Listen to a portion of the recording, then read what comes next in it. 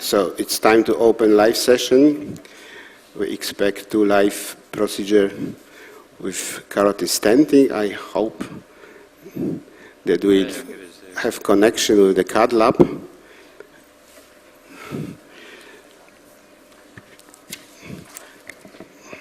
The carotid stenting all the way down.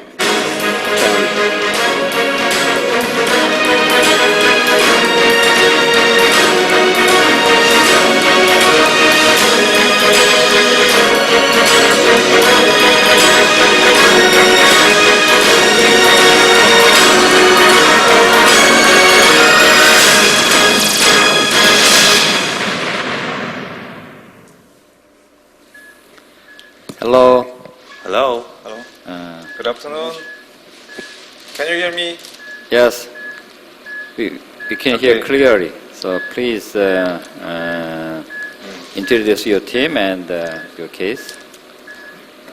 Yes, I'm working for Seoul National University Bundang Hospital, and then actually in this hospital we prepared 2 carotid cases, which is asymptomatic. And then first case, myself and Dr. Kao will do the procedure. And second case, Dr. Kwon is a neurosurgeon will fix the disease. And then first of all, I'd like to introduce our team. So also you know the Dr. Kao very well. As Dr. Han is a fellow in our hospital. We will do the case. And Dr. Kim, Mr. Kim is a radiology technician, yeah. And then also my nurses and all the steps are ready for this case. And then first of all, Dr. Han will introduce our case. Okay, let me introduce our case briefly. 76-year-old man was referred to the neurology department from hepatology department to evaluate this arthria on February 2012. The patient took brain MRI and MRA. The MR scan showed moderate stenosis at left proximal ICA. Follow-up MRI, which was done every 2 years, showed that the region progressed slightly. At the last MRI on February 2016, the stenosis progressed to severe level, which indicated intervention for the lesion. Next. Next. He had hepatic cell carcinoma, so he radio frequently ablation and 3 times of transarterial chemoembolization was done.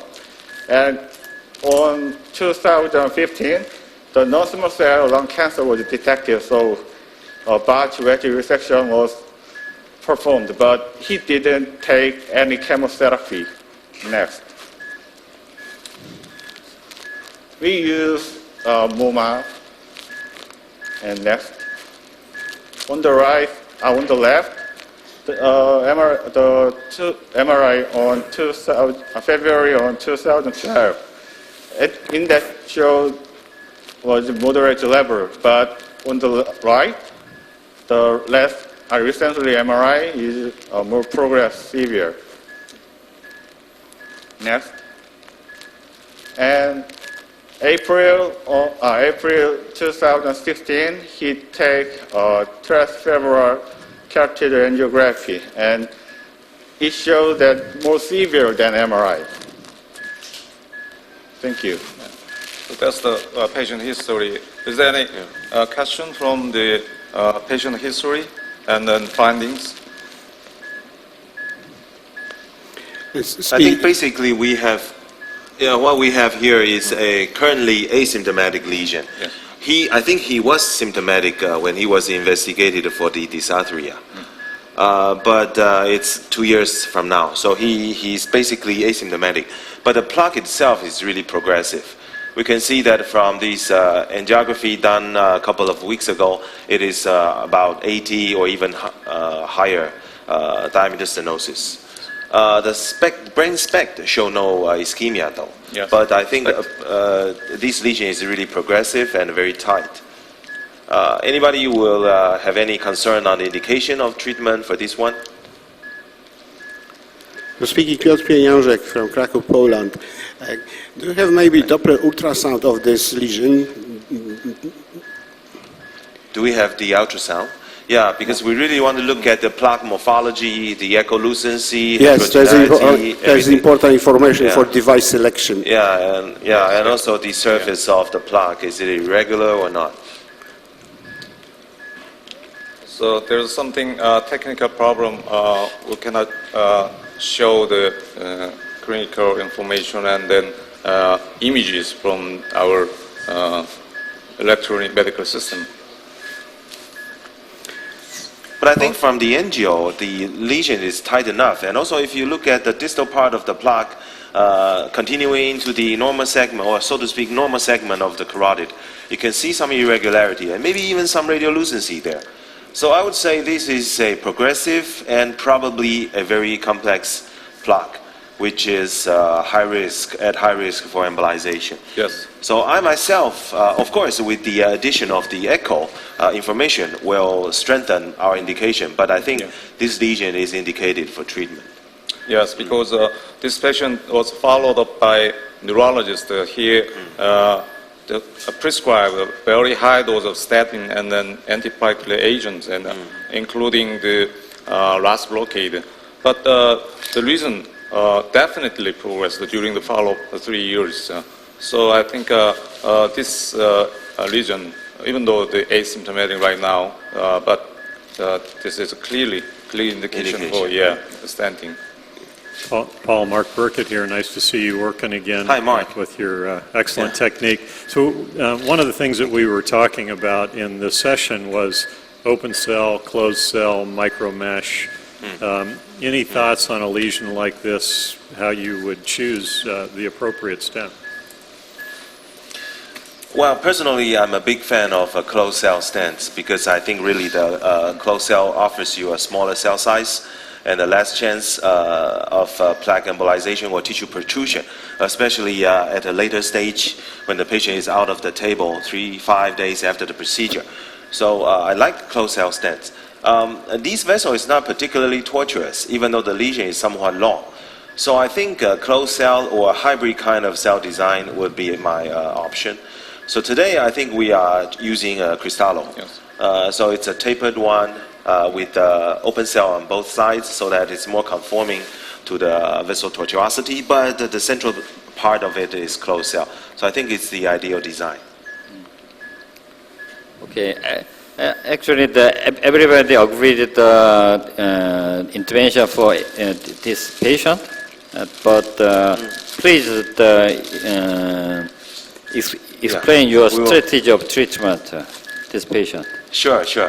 In fact, before we decide on any kind of protection, we really want to look at the Willis connection. So we did a baseline diagnostic. This is, do you have that on your screen? No. 이거 보내주세요. Okay, so please move. The cine today? Yeah, this is a cine. No, they don't have. They have the... And your bigger image, So you please. can see, yeah, this is the angiography from the right side. You can see the right side is free of disease. The anterior communicating is there. We can see, left side A2, but we don't see communication into the left side MCA system. Next one. And this is the shot from the lateral projection on the left side. So you can see the lesion itself is really tight. And like I said, the plaque is somewhat irregular in the surface. The ECA is wide patent. Common is relatively free of disease. We have only a very small superior thyroid coming at the very proximal ECA. So I think anatomical-wise, this case is suitable for MoMA. Yeah. Next. And this is the intracranial follow-up on the left side. From here, we don't see A1. We don't see left side A1. So the patient could have a occluded or missing A1 segment, or the right side perfusion pressure is higher than the left side so that we cannot see it. But anyway, we are not 100% sure that MoMA will be tolerated very well.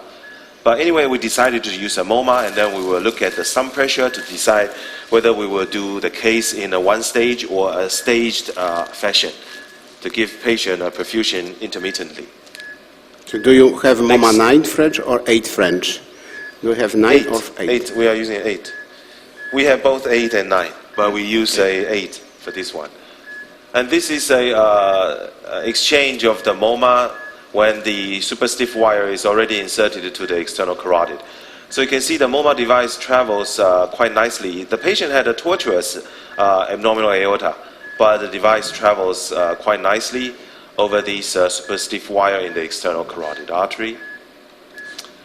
And this is the check on the position. You can see the distal balloon is in the ECA, the proximal balloon is in the common carotid. And after this check, we inflated the distal ECA balloon. This is the inflation and the injection. You can see the ECA is blocked. Like I said, we are still missing that very small superior thyroid, but we don't think that the retrograde perfusion would be significant for this one. And this is where we are now. Yeah, that superior thyroidal is so low that no matter how careful you were with the balloon, you'd never get that. It's just too low. No. Yeah. So now I will remove my super stiff, occlude my common. Before that, I will insert my workhorse wire, which is a Sion wire. The patient is heparinized with the ACT above 250. 290. Yeah, in fact, 290. Yeah. You want to make a direct stenting or you prefer predilatation? I like direct stenting.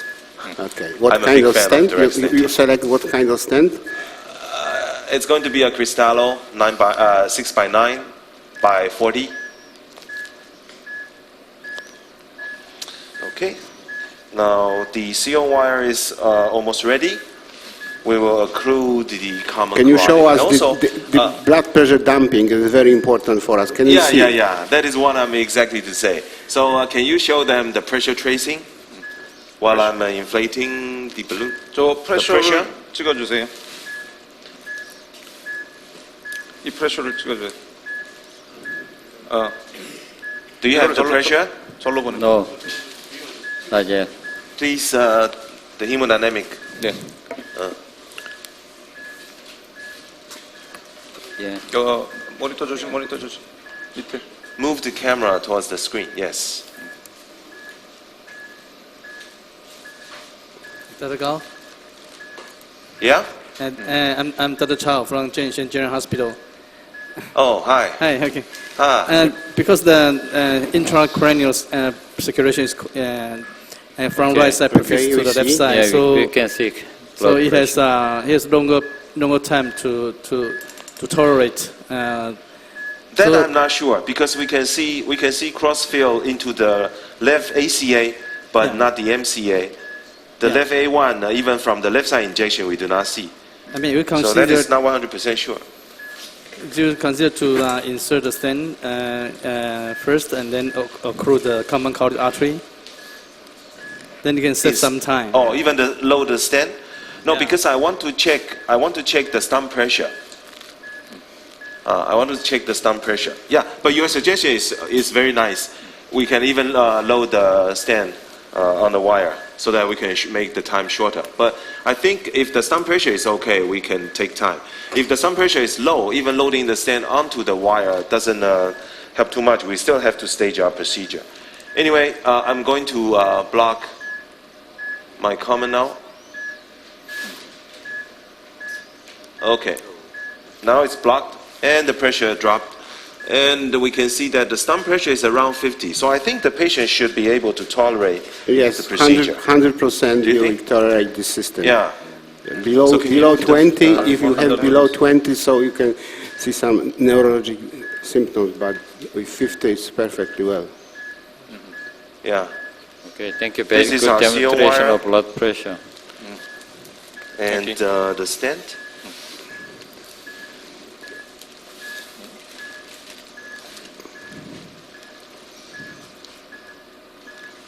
The balloon is already prepped. We are choosing a 6 by 20 balloon. for post-dilatation. And after that, of course, aspiration, 2 syringes, and then maybe release of the occlusion.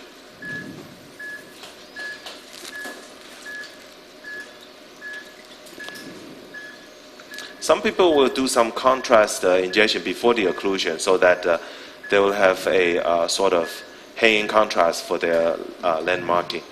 But I think for this patient, the lesion is quite, we can tell where the lesion is quite nicely using the balloon as our reference.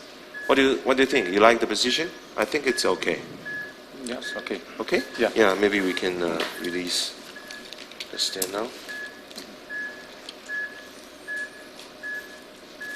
That really looked like that crossed very easily. Yeah. Yes, very easily. You know, Mark, we have this discussion before, but I'm a big fan of direct stenting because I think, in theory, this will reduce the chance of a full basket if you are using a filter. And also, I think the modern stent will cross the lesion without. I think I'm probably too proximal. Maybe I'm too proximal. I'm sorry. I don't think so. I think that Yeah, too low. Yeah. I think I'm too proximal. Yeah, a little bit proximal. Okay. Can we have another one? So you will directly implant a distal stent. Yeah, I think overlapping these two. I think the first one is just too proximal. Will you try? And I'm not covering the plug. Will you try balloon dilatation first? I'm not. No. No. Stent. Another step? So, Same Paul, thing. if you're going to put Yeah. a stent on a stent, are you now concerned about your ability to post-dilate when you have stent unstent? Well, I think it depends on the morphology of the plug. Because like I said, Cristallo is a hybrid design. So now the open cell portion is on the plug. So if the plug is really irregular, I will probably have to do some pre-dilatation. Otherwise, the open cell stent on a very irregular surface will give me a lot of friction delivering the second stent. But to me, actually, in fact, to my eyes, I think the contour of the distal part of the stent is still smooth. So I think I have faith in this stent system. Let's see. I'm not sure. You still can inject some contrast medium to assess the lesion morphology currently. Yeah. I think Like I said, slow, yeah, slow some people pressure will is just fine. yeah. So in your favor, you have virtually no calcium that we can see here. So that's a real... Yeah. And the fact that there was progression of the lesion over a short period of time would indicate that it's... I do have some resistance here. Can you see? Yeah. I do have some resistance here. So you may Okay. have to dilate whether... So the balloon is already on the table, so I'll have a balloon dilatation.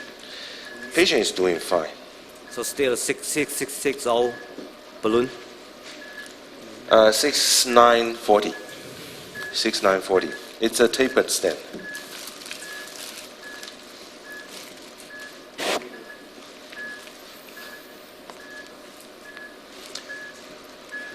Let me take a cine.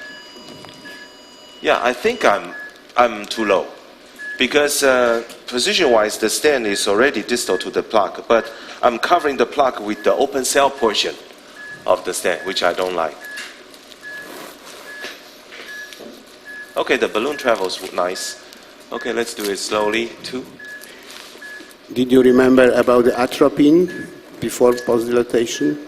No, I don't usually give atropine, 2. 6. Oh, the lesion is actually very resistant, you see? Okay, down. Pressure was, the heart rate was down a little bit. But, yeah, it's still okay.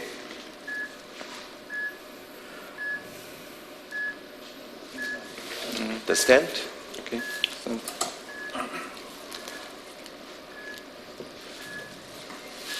It may well be that cell design was working against you, and that where the stent was not fully expanded, that's where it's open cell, and that's where you're most likely to get caught. Exactly. So maybe that's also one drawback of the open cell stent design, well demonstrated here.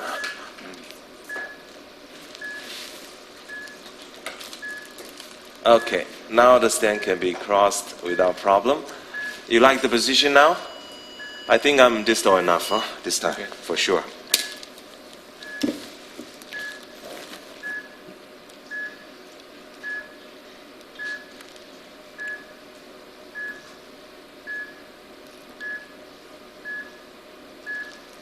Okay, it opened up nicely. Okay. Okay, the same balloon? Yes. Now it's definitely better. Because you hit this close part of the stent's, the lesion. It's Yeah. the most important in hybrid stents is to be exactly with this small part of the stents exactly within the lesion. So that's now it's correct. I think I made a mistake that before the occlusion of the common, I should introduce a little bit amount of contrast. Let it to hang in that segment so that we can have a better visualization during the stent positioning. Hold the wire. The balloon is somewhat bulky. Huh?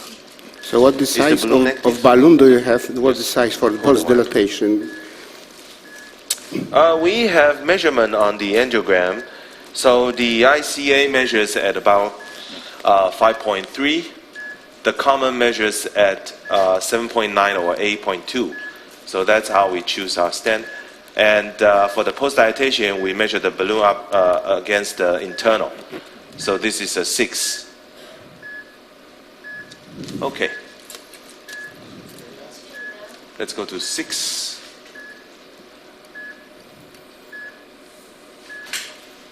So it looks like there was Down. good recovery of the blood pressure and pulse after that first inflation. Yeah. The stump pressure is lower than it was used to be. Now it's slightly below 30. So I think we almost have done the procedure. Maybe we should start do aspiration now. 환자 괜찮은지 한번 물어보세요.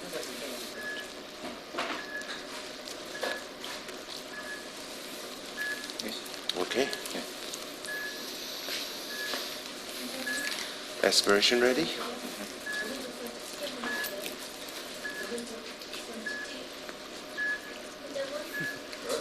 예. What 됐어요. about 그거는 안 해도 돼. 좀 이따. what about hemodynamic of the patient right now? I'm doing aspiration now, so I cannot tell you. The stump pressure at the end of that balloon inflation is about 40. But the patient is fully conscious. He's corresponding to us, so there's no neurological reason to be panicked.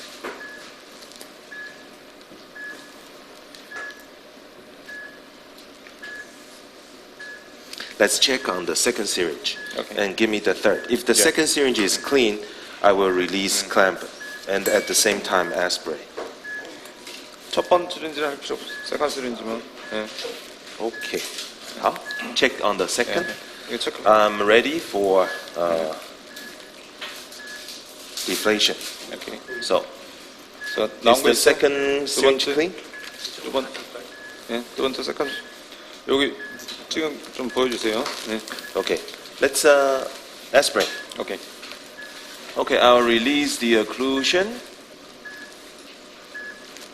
Okay. So the common is released. 오케이. Okay, stop. Let's check the pressure now. So you can see his blood pressure is lower than the baseline. The baseline is around 150. So please give patient more fluid. 셀라인 풀로 주세요. Saline. So Paul, how much blood did you withdraw?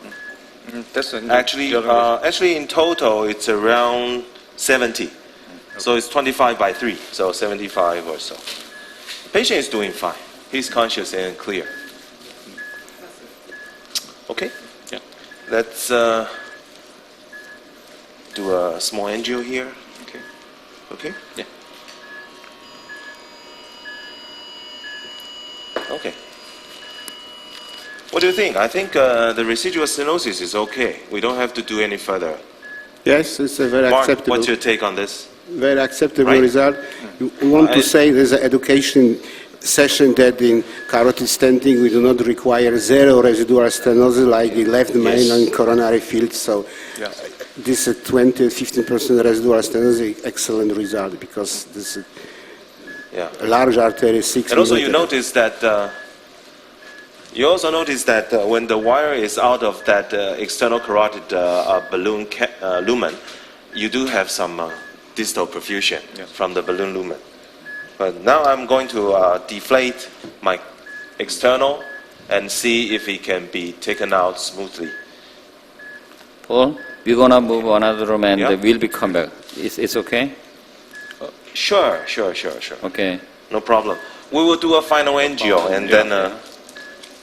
no problem. Okay. Let's go to AP. AP. Dr. Kwon,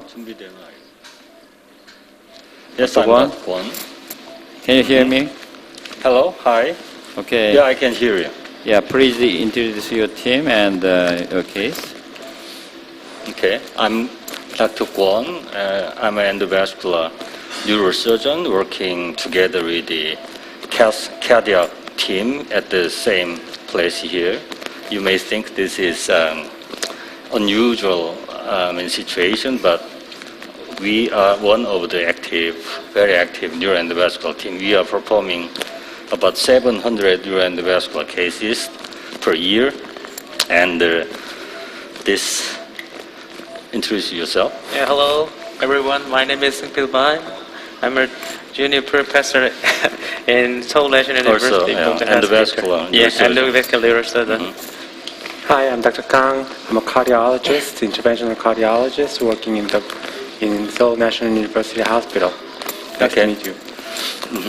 I'm going to just briefly introduce the case. This gentleman has asymptomatic carotid stenosis, and we have followed this gentleman for 2 years. When we first detect the moderate degree, about 50% of carotid stenosis 2 years ago.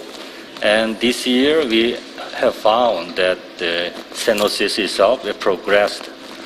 And unfortunately, this guy is current smoker, but he told me that just several weeks ago he stopped the smoking. And as a background disease, he has diabetes and hypertension for a long time.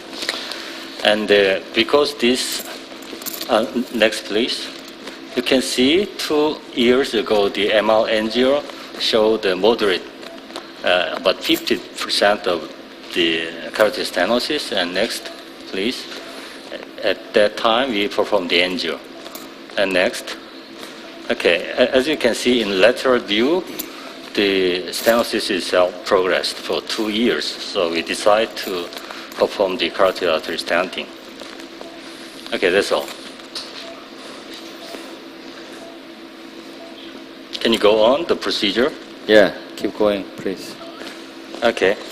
For this guy, for this patient, we are not using the MOMAR as you saw in first cases. Instead, we are going to use the just filter device, EmboShield. Okay, now we advance the guiding catheter, 6 French shuttle guiding here, and as you can see at the, can you see that? Okay, this is the wire tip of the EmboShield here. I'm going to perform and making a roadmap image. This is the way you do usually. Okay, here. And using this roadmap, I'm going to advance the filter first.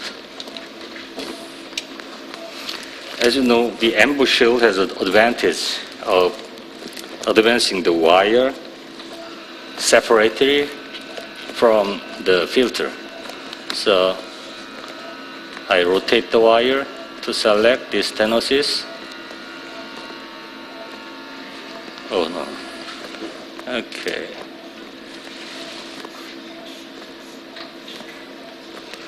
not to give injury to the plaque. It's a little bit tricky.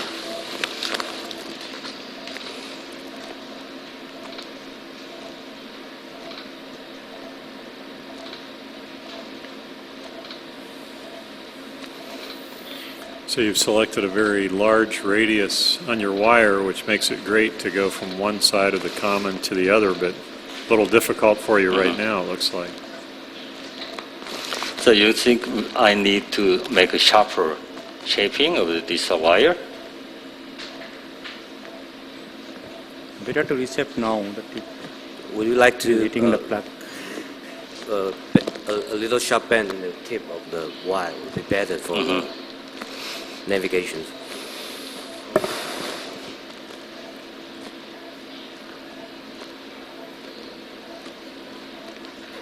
There you go. Okay.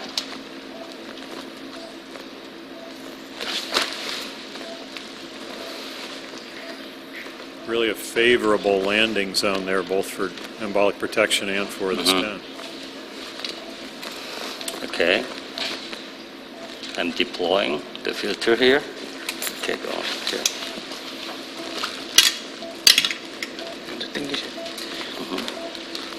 이것도 빼고 가만히 있어. Okay, holding. Thank you. 거기 꽉 잡아줘.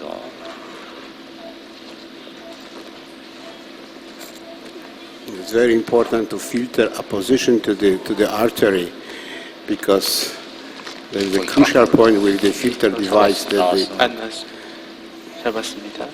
아웃. 누르지 말고. 네.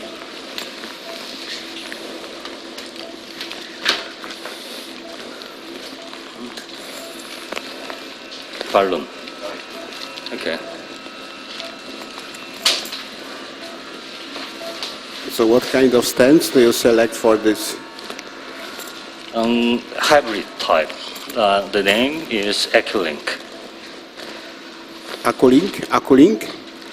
Acculink, right. Yeah. The way I'm doing usually for carotid stenting is, pre-dilatation first. And I try not to use the forced dilatation balloon. So just one inflation, one ballooning prior to deploying stent. Like this. This is diameter is 4 millimeter pre-dilatation balloon. And because this stenosis part involves the carotid bulb and risk of bradycardia, we already attached cutaneous pacemaker on this patient's chest. Okay. Say it. 1, 1, 1, 2, 2, 1, 2, 3, 4, 5, 5, 6, 5, 7, 8. Okay. Do you use atropine or not? No. No. We are using the cutaneous pacemaker. Since we have used this cutaneous pacemaker for several years, for just one case, we used injected atropine for the treating the bradycardia.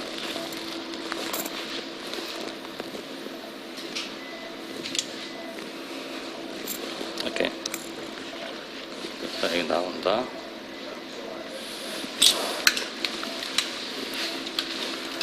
잡고 오른손으로 꽉 잡아줘. It's interesting, this anatomy is almost identical with that superior thyroidal, very low lying here. If you had used MoMA, there, in all likelihood, you'd still have inflow from the superior thyroidal. Okay. But in the seal growth device, they do not occlude external carotid artery. Okay. So they doing just sucking from the common without occlusion external artery. This new device, so Silk Road, N-Road, so it is puncture from the direct access to the common, and they connect with the vein, but external artery is completely not occluded, like in MoMA of Gore flow reversal. So discussion now about the period, we discussed a lot about the role of the thyroid artery. It's completely unnecessary now. Okay.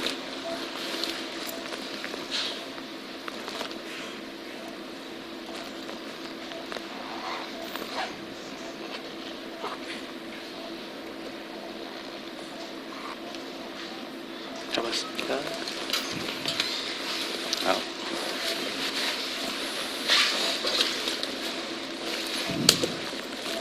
So you mentioned that you like to pre-dilate but not post-dilate. When would you choose to post-dilate?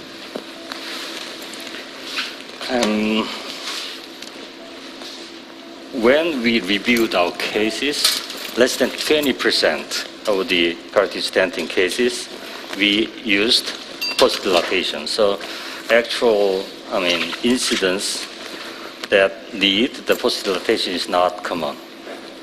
So when the residual, of course, the residual stenosis is so, critical, we do the post-dilatation, of course. But the residual stenosis is about, for example, 30%, we do not.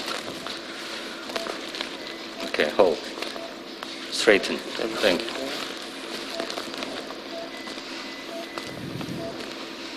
Okay, I'm advancing the retriever.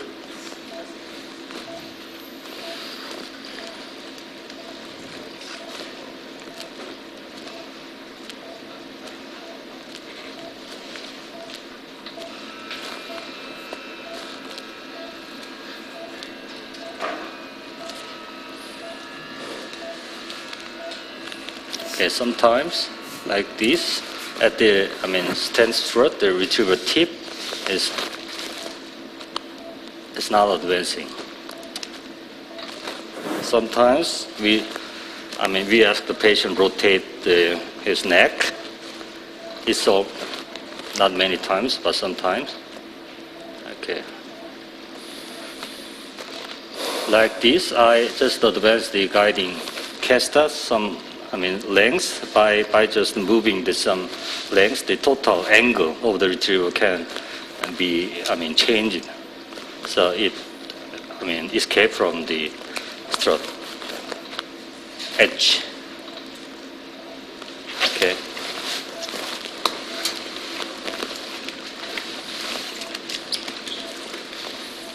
We are checking. Okay. Angelo.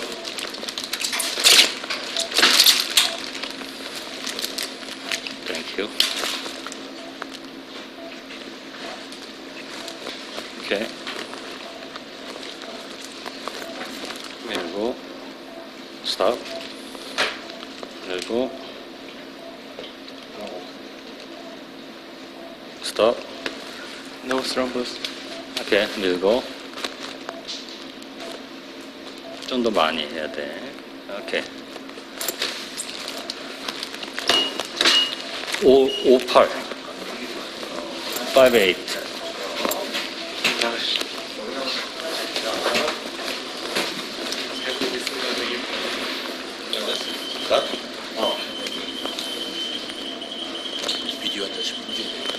Okay, brain.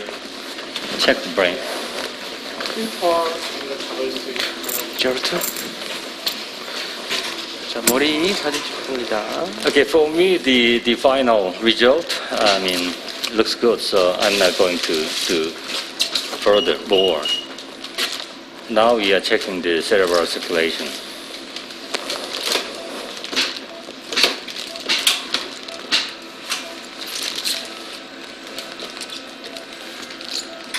Okay, let's go.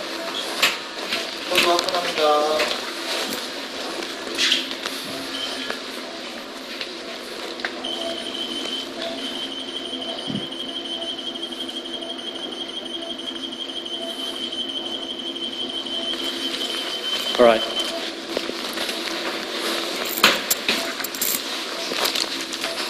Okay, no cerebral emboli and no missing arteries are found. The patient is okay. So we done. Thank you. 자, 손 움직여 보실래요? 오케이, 발가락. 아이고, 좋습니다. 성함 말씀해 보세요. 아주 잘 됐어요. That's an excellent looking note. 비카리피나 안 써도 될 것 같아. 헷갈린 1시간 지나서 쓰지 말라고. 언제 안 써도 되지? 한 번 더. Let's check. 오케이. 저기 보이는 건 뒤쪽에. 본이지, 네, 본. 뒤쪽에. 오케이. Finish. 수고했습니다. That looks like an approach of no subsequent inflation paid off very well. Dr. Pieniazek, do you routinely omit the post-inflation after you stent? Generally, I use the post-dilatation because the restenosis rate is between 2 to 5%, and one risk for restenosis is residual stenosis. So I think the residual is 30, 35, 40, so the risk for the restenosis is higher than the residual is 5 to 10%. So that's the reason I use post-dilatation. And if I do like this case, second case, I will do predilatation larger balloon, 4.5 or 5, and then leave the stent alone.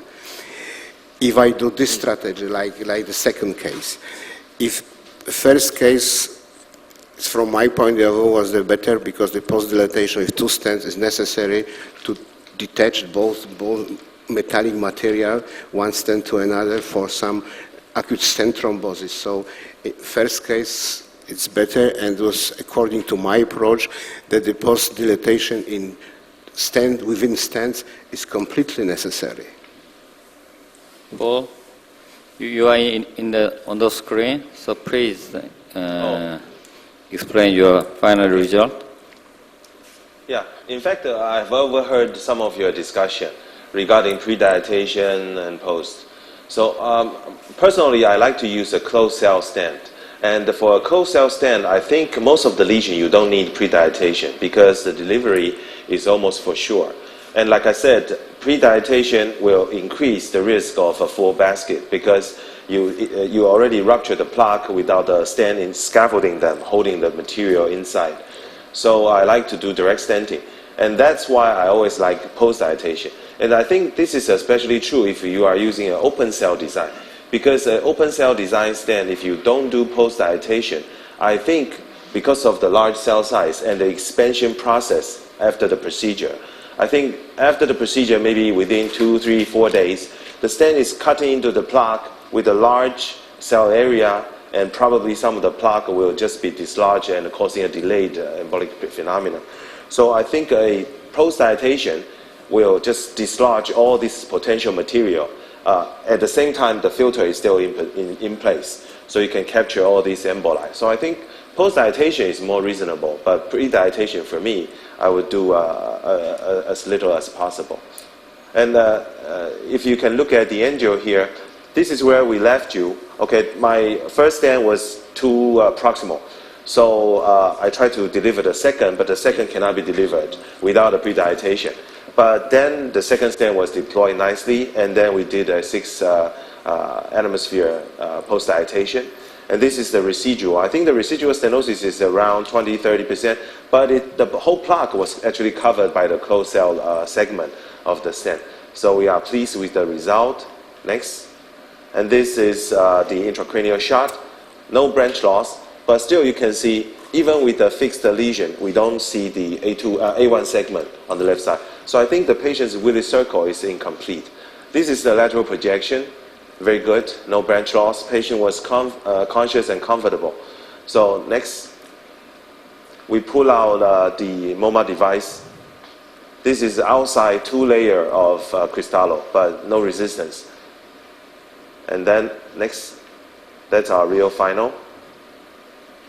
So the lesions are covered, expansion-wise is okay, flow-wise is okay. So the lesion is already, I mean the groin lesion, the groin wound is already closed by the perclose.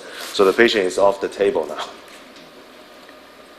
Thank you very much. Congratulate, a very Thank you. elegant presentation, a very educated case. Any question or comment from the panel or audience?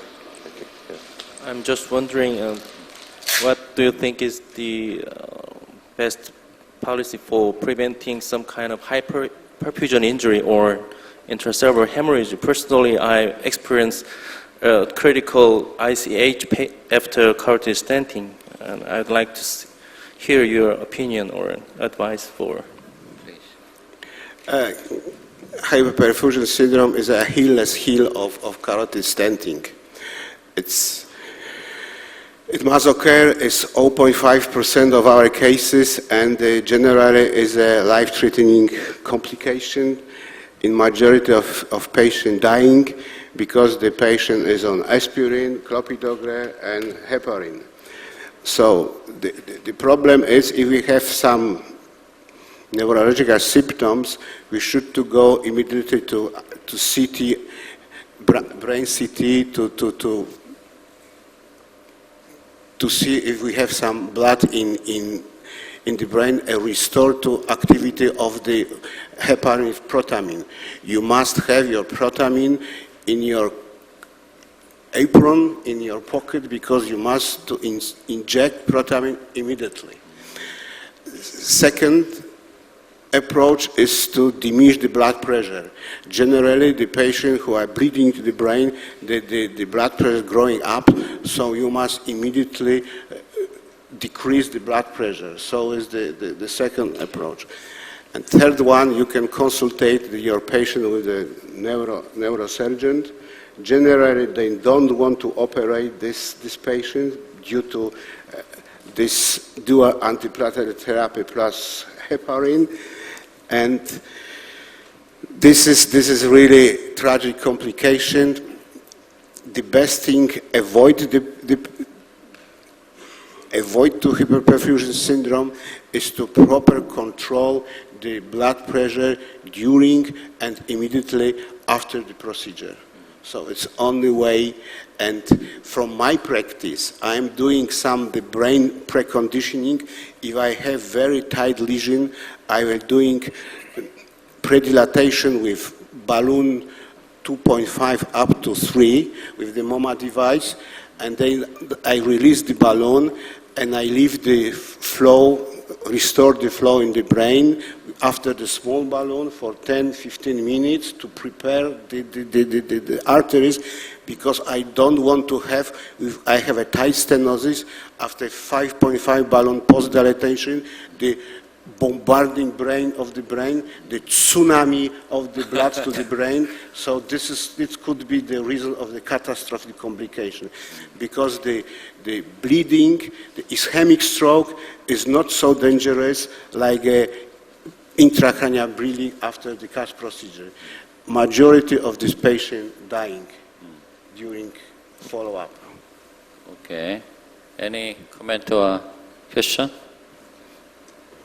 So is there any difference in incidence of hyperperfusion syndrome following use of filter or proximal protection device? Because with proximal protection device, we are closing the artery for a few minutes at least, and then we are releasing.